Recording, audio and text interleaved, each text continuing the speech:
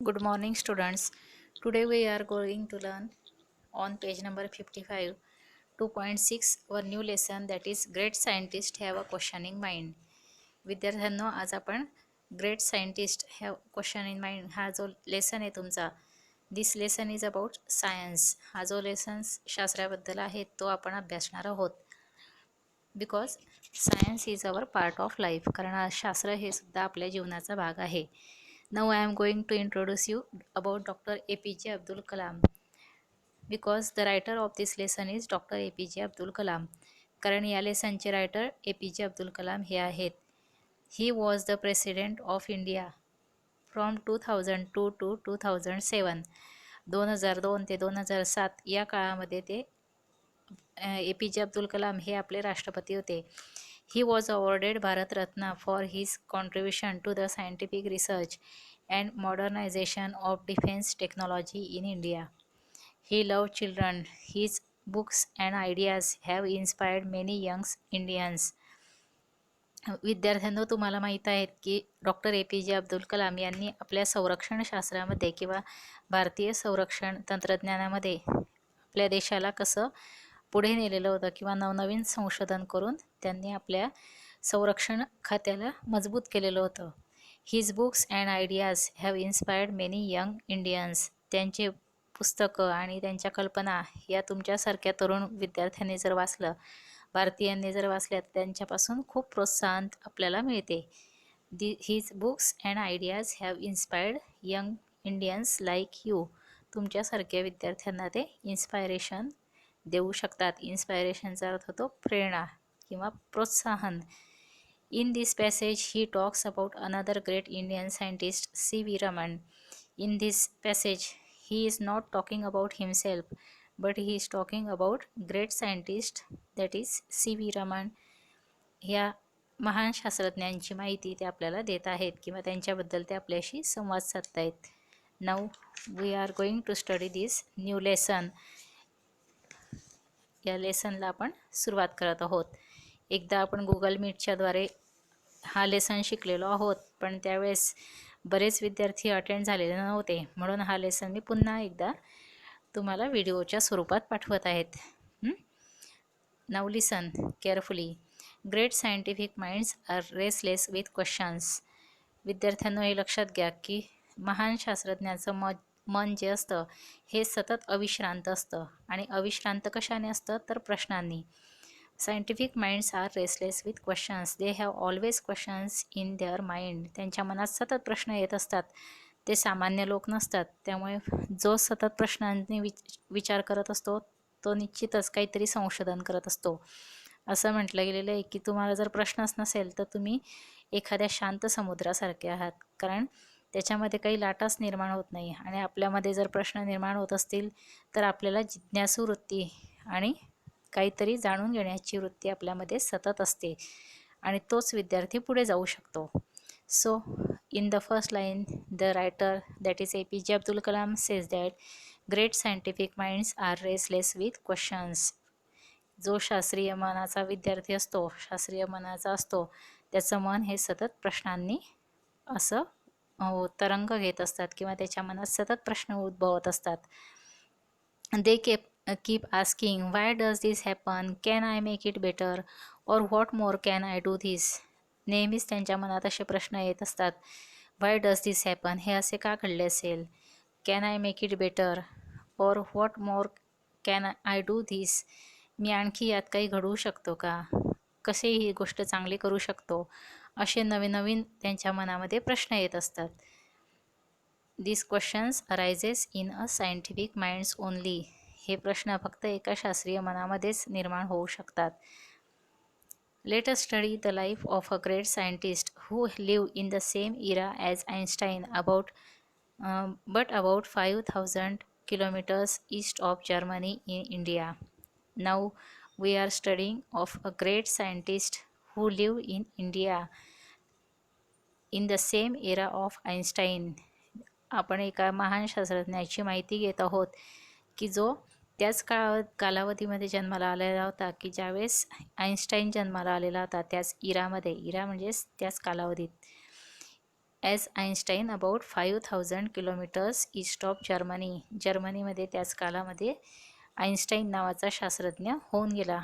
In this same era Einstein this great scientist live in India. त्याच काळामध्ये भारतामध्ये हा शास्त्रज्ञ राहत होता. Born in Tiruchirappalli in southern India in the year 1888. Tiruchirappalli या साऊथर्न इंडियाच्या शहरामध्ये हा 1888मध्ये या शास्त्रज्ञाचा जन्म झाला. Raman grew up to be one of the greatest scientist in India. Who was this great scientist? He was C.V. Raman. And now the writer says that Raman grew up to be one of the greatest scientists in India. In later period, नंतरच्या कालावधीत रमन हा एक भारतातला एक महान एकमेव असा शास्त्रज्ञ म्हणून प्रसिद्धीस आला किंवा उदयाला आला. One of the greatest he superlative डिग्रीची form आहेत, लक्षात घ्या. सुपरलेटिव्ह डिग्रीचा हा फॉर्म आहे. In 9th standard you will study that there are 3 types of degrees: positive, comparative and superlative. Positive degree ॲजचा वापर करून तिची कंपॅरिझन केलेली असते. कंपॅरेटिव्ह डिग्रीमध्ये AR दॅन और मोर दॅनचा वापर केलेला असतो. And in superlative degree there is one of the best और वन ऑफ द ग्रेटेस्ट असे शब्द वापरलेले असतात, और द मोस्ट याचा वापर केलेला असतो. So this is superlative degree form. हा म्हणजेच कशासाठी इम्फॅसिस केलेला आहे, तर एकमेव असे ते शास्त्रज्ञ भारतातले होते हे सिद्ध करण्यासाठी सुपरलेटिव्ह डिग्रीचा वापर केलेला आहे. Raman grew up to be the one of the greatest scientist in India. Raman हे भारतातले सर्वात महान असे शास्त्रज्ञ म्हणून उदयाला येत होते. He was a bright student right from the start and was deeply interested in optical science and acoustics. He was a bright student right from the start. सुरुवातीपासूनच ते एक हुशार विद्यार्थी होते. Bright student in this noun. Bright is adjective. See, bright is adjective and student is noun. आपण शिकलेलो आहोत. नाऊनचे प्रकार मी शिकवले होते. कॉमन नाऊन, प्रॉपर नाऊन आठवत आहे ना तुम्हाला. त्यातलं student is a common noun, but bright is adjective and student is common noun. ते सुरुवातीपासूनच एक हुशार विद्यार्थी म्हणून उदयास येत होते right from the start. And was deeply interested in optical science. He was deeply interested. त्यांचा खूप खोलवर असा इंटरेस्ट किंवा त्यांची उत्सुकता ही कशात होती? In optical science. ऑप्टिकल सायन्सचा अर्थ होतो सायन्स ऑफ लाईट, प्रकाशाचं शास्त्र. प्रकाश किरणांबद्दल त्यांना उत्सुकता होती. जेव्हाही ते प्रकाश किरणांच्या जवळ जायचे किंवा ते अभ्यास करत असताना किंवा घरामध्ये येणाऱ्या प्रकाशाचा झोत, खिडकीतून येणाऱ्या तावदानातून येणाऱ्या प्रकाशाचा झोत, तो सगळा तो नेहमी ऑब्झर्वेशन करायचे आणि त्याबद्दल ते मनात त्यांच्या प्रश्न यायचे की हे प्रकाशाचं किरण इथून कसं आलं असेल, याचे ट्रान्सफॉर्मेशन होऊन हे कलर्स कसे शेड झाले असतील, वेगवेगळे कलर कसे येत आहेत, असे क्वेश्चन्स त्यांच्या मनामध्ये यायचे आणि त्यातच त्यांचा खूप इंटरेस्ट होता. So he deeply interested in optical science, म्हणून त्यांचा खूप सायन्स ऑफ लाईटमध्ये खूप इंटरेस्ट होता. अँड ऑक्युस्टिक्सचा अर्थ होतो कंपनांचा अभ्यास करणारे शास्त्र. This is what perhaps led him to discover that the mridangam and the tabla produce more melodious sounds than any other percussion instrument. This is what happens. याचा अर्थ असा होतो की यामधूनच त्यांना असं संशोधन करण्याची किंवा टू डिस्कवर म्हणजे शोध लावण्याचा इच्छा झाली. कशाच्या? That the mridangam and the tabla produce more melodious sounds. Tabla आणि मृदुंग यांच्यातून खूप मधुर असा आवाज, जास्त मधुर आवाज. इथं पण मोर दॅनचा वापर केलेला बघा. मोर डॅश डॅश दॅन. ही डिग्री कोणती आली? ही पण कंपॅरेटिव्ह डिग्री आली. मी आत्ता समजवलं होतं. Second type of degree is comparative degree. More दॅनचा वापर केलेला आहे. Mridangam and tabla produce more melodious sounds than any other percussion instrument. इतर कोणत्याही ध्वनी निर्माण करणाऱ्या वाद्यांपेक्षा मृदुंग आणि तबला याचा आवाज हा खूप मधुर निर्माण होत असतो, हे त्यांना शोधण्यास भाग पडले. ही was fascinated by colourful things. त्याचबरोबर कलरफुल थिंग्स म्हणजेच वेगवेगळ्या natural colourful things he observe it everywhere. ते नेहमी त्यांच्या आजूबाजूला नॅचरल थिंग्स ऑब्झर्वेशन करायचे. फुलांकडे बघायचे, flowers, butterflies, gems, shades of water, पाण्याचे वेगवेगळे शेड्स, हे सगळे ते बघायचे, ऑब्झर्वेशन करायचे. And questions arise in his mind, आणि वेगवेगळे प्रश्न त्यांच्या मनात निर्माण व्हायचे. He was fascinated by colourful things. To be a flower, ते एखादी फ्लॉवर पण असू शकतं, फूल असू शकतं, बटरफ्लाय फुलपाखरू असेल, और अ जेम, किंवा एखादी जेम असेल. त्याचा अर्थ होतो जेमचा की एखादी मणी असतील, त्यातून शेड्स कशा निर्माण होतात याकडे त्यांचं लक्ष असायचं. He keep seeking knowledge about everything around him. आजूबाजूला असलेल्या सगळ्या गोष्टींमधून ते नॉलेज मिळवण्याचा, म्हणजे ज्ञान मिळवण्याचा प्रयत्न करायचे.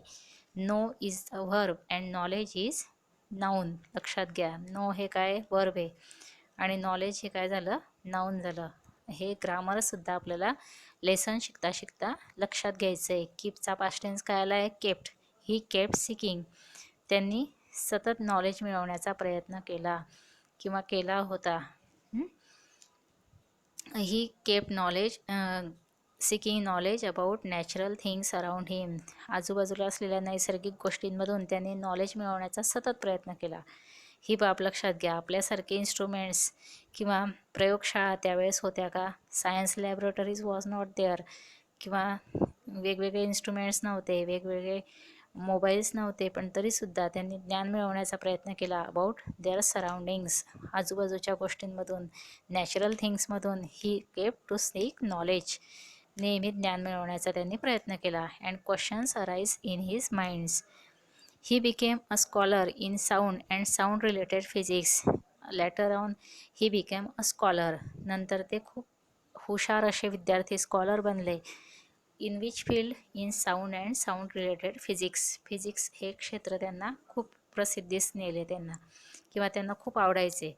त्यामध्ये ते स्कॉलर बनले, आणि त्यातही साऊंड अँड साऊंड रिलेटेड फिजिक्समध्ये ध्वनी आणि ध्वनीशी निगडीत असलेलं भौतिकशास्त्र. One day a ship sail from the port of London towards Calcutta. On board was young C.V. Raman, who had delivered a lecture on the acoustics of the violin in London. एक दिवस ते लंडनहून परत येत असताना, कलकत्त्याला परत येत असताना एका शिपवरून उभे होते, शिपवर उभे होते, आणि त्यावेळेस ते आकाशाकडे बघत होते. On board was young C V Raman. त्या पोर्चमध्ये किंवा त्या शिपच्या बाहेरच्या गॅलरीमध्ये ते उभे होते C V Raman. Who had deliver a lecture on the acoustics of the violin in London. की ज्यांनी ऑक्युस्टिक्स, आत्ताच जर आपण बघितलं आता सायन्स रिलेटेड अबाउट लाईटशी रिलेटेड अशा त्या कंपनांशी रिलेटेड अशा त्या शास्त्रावर त्यांनी लेक्चर देऊन ते परत येत होते. आणि त्याच वेळेस त्यांना काय ऑब्झर्वेशन लक्षात आले. He was now on the ship's deck gazing at the blue waters of the ocean. त्यावेळेस ते शिपच्या त्या बाहेरच्या डेकवर उभे होते, gazing at the blue waters of the ocean. आणि त्या समुद्राचं महान अथांग अशा महासागराचं ते निळं पाणी, त्याचं ऑब्झर्वेशन ते करत होते, गेझिंग करत होते, निरीक्षण करत होते. At he glance up at the sky which was of the same shade as the ocean. त्याच वेळेस ते स्कायकडे बघायचे, आकाशाकडे बघायचे. And same shade as the oceans. त्यांना त्या आकाशात कशी शेड दिसायची, त्याचीच शेड समुद्रात महासागरात दिसायची. अ series of questions pop up in his head. एक प्रकारच्या प्रश्नांची मालिका, सिरीज म्हणजेच मालिका, प्रश्नांची मालिका त्यांच्या डोक्यामध्ये डोकावायला लागली, किंवा एक तयार झाली मालिकाच त्यांच्या डोक्यात प्रश्नांची. Why are both the sea and the sky blue in colour. समुद्र आणि आकाश हे दोन्ही ब्ल्यू कलरचेच का दिसत आहेत. What is the science behind this occurrence. या आढळण्यामागचं सायन्स काय असेल, हे असं का घडतंय की समुद्र आणि आकाश दोन्ही निळेच दिसते. This questions arise in his mind and it makes him restless. आणि त्या प्रश्नांनी त्यांना अविश्रांत असं, म्हणजेच विश्रांती घेऊच दिली नाही. त्यांच्या मनात तेच प्रश्न सतत निर्माण होत होते. He wants to find out answers behind it. त्यामागचं कारण शोधण्यात त्यांनी सुरुवात केली. His mind seemed to suggest that the reasons could be the scattering of light by water molecules. However, this theory was yet to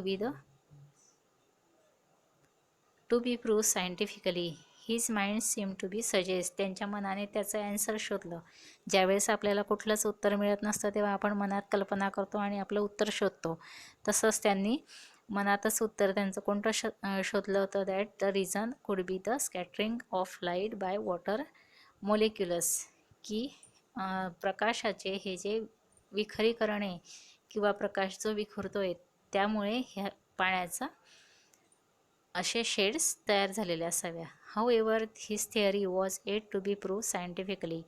नंतर त्यांनी ही जी theory होती किंवा हा जो सिद्धांत होता हा शास्त्रीय दृष्ट्या पुन्हा सिद्ध करून दाखवला. In this way our first part of the lesson is completed. Now listen that difficult words from this lesson are given and you have to write it in your notebook. बघा विद्यार्थ्यांनो, यामध्ये दिलेले जे डिफिकल्ट वर्ड्स आहेत ते मी तुम्हाला सांगते आणि ते तुम्ही लिहून घ्या वहीमध्ये. First is scientific. सायंटिफिकचा अर्थ होतो शास्त्रीय.